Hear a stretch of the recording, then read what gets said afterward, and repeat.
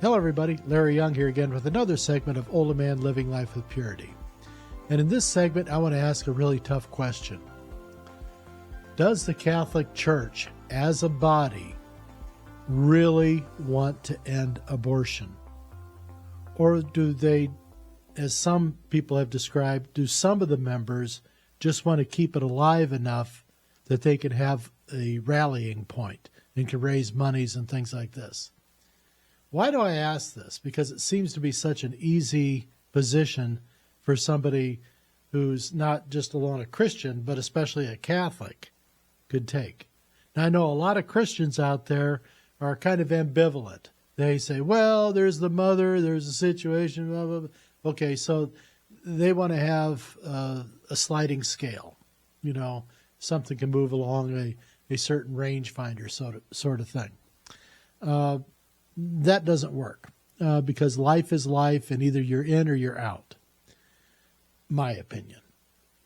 Well, the Catholic Church has for years said that abortion is a sin and needs to be stopped and crushed, and we need to fight against it at every turn. Yet, for so many decades, that being all the time I've been alive, and that's a long time, so many decades, they've glad-handed people in the community, politicians, I will say, that were actively promoting abortion in the communities. Something that the priests and the bishops, you know, the cardinals shaking these guys' hands were supposed to be against. Now, I'm not saying anyone needs to treat somebody else with an opposing view as an enemy. That's wrong. An enemy is somebody you want to seek out and destroy. You kill them for reasons that go with why they're an enemy. When you've got somebody on the other side of an issue, though, they're not an enemy. They're an opponent. Just like every time I took the field as a ball player, I didn't look at the guys across the lines as being enemies of mine. I looked at them as being formidable opponents that I wanted to crush out on the field. You know, I wanted to beat everybody in the first inning, you know, crush them. And I think that's what you need to do with an opponent, is you try to go for the quick kill, make it easy on them, you know, get to the facts, you know, win the argument, win the game right at the outset. Don't string it along, because that gives them false hope that they're in the game and they've got an argument that's valid. No, you got to crush them. And why all is this going on? Well, there's a senator who's been in Washington out of Illinois for over 30 years, a guy by the name of Dick Durbin, and he comes out of Springfield, Illinois.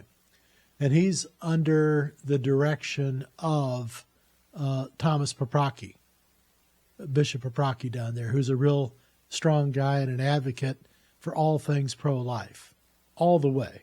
I mean, this guy's out there walking the lines and working the prayer lines like everybody else. He's not talking about it. He's out there doing it. And so you've got Paprocki is Dick Durbin's bishop. Durbin claims to be a Catholic. But for over 30 years, Dick Durbin has been one of the strongest allies and proponents of the women's pro-choice movement. I've seen him at rallies and marches in Chicago for years and years and years, always out front, proudly out there saying that he's out there for women's rights, negating the fact that he's supposedly a Catholic and is supposed to have a belief system that tells him that that is a human being, a child. Who dropped the ball? Well, I know it wasn't Tom Paprocki because he's been chirping at him the whole time. And I don't know if he withheld communion from him, but I think the other gay bishops in Washington, D.C. ended up giving it to him. I know Wilton Gregory did, and this other guy, McElroy, he'll just throw communion around like it's nothing.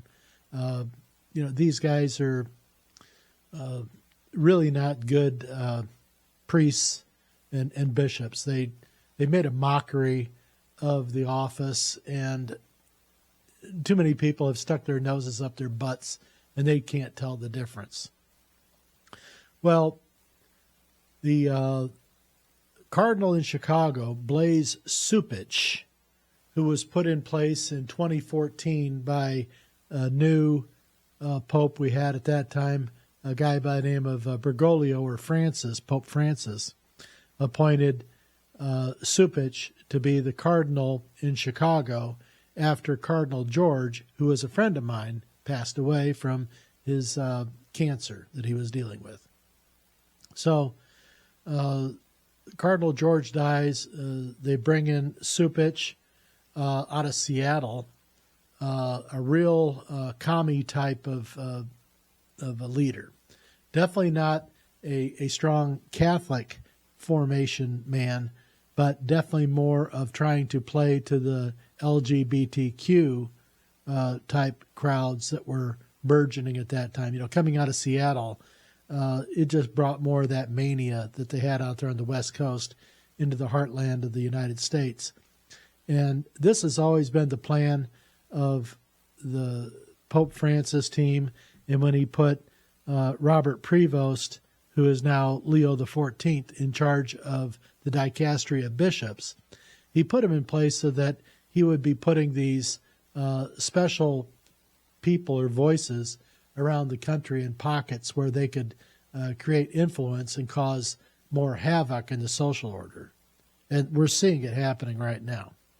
So Supich, the cardinal in Chicago, wanted to give Dick Durbin a Lifetime Achievement Award for being such a great civic leader and senator in the state of Illinois. All the while, under Dick Durbin's watch, over 2 million babies were murdered through Planned Parenthood and other means. 2 million.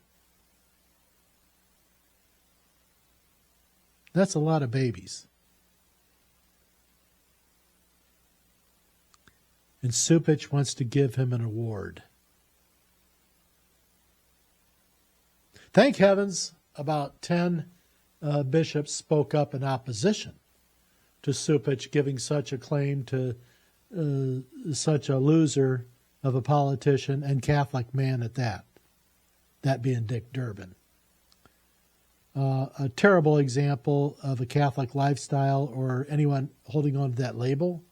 I think that he should have been excommunicated a long time ago, but hey, that's just me. But I think only about 10 bishops stood up in opposition to this, and one of them was Bishop Paprocki, Tom Paprocki out of Springfield, his bishop.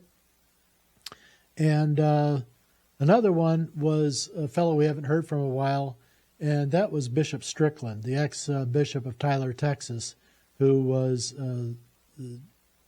shut down by Pope Francis for speaking out about and questioning Pope Francis and some of the things that he'd been saying. So Strickland's been shut down. Paprocki's always been on the edge of the knife, but he's got balls, so I like him. We'll keep Tom Paprocki. He's a goalie. He's a tough guy. He doesn't take shit. And you shouldn't either. And what these guys like Supich and McElroy and others are trying to do to you is to give you a shit sandwich and tell you to eat it. Be a good Catholic. Here it is. I know what's good for you. Here, take that. You got to stand up and say no. And these 10 bishops did. And good for them. Where's the rest of you? 10 is not a quorum. We need people to be standing up. Where are the bishops in the local area around Chicago standing up and saying anything? Where's Bishop Ricken out of Green Bay? Where's Bishop Rhodes out of Fort Wayne, South Bend? Walking around with duck lips. They can't say a word. Grow some balls, guys. Grow some balls. There's babies dying, and you're wanting to give awards to politicians that try to increase those numbers under the sake of calling it women's rights. We got to reset the table. You got to grow a pair, and you got to be the kind of leaders that Jesus expects you to be, because you're certainly not being the kind of leaders that this guy expects you to be, or that 10 other bishops expect you to be. You should be ashamed of yourself. You should all be ashamed of yourselves. With that, I love you, and I'll be back.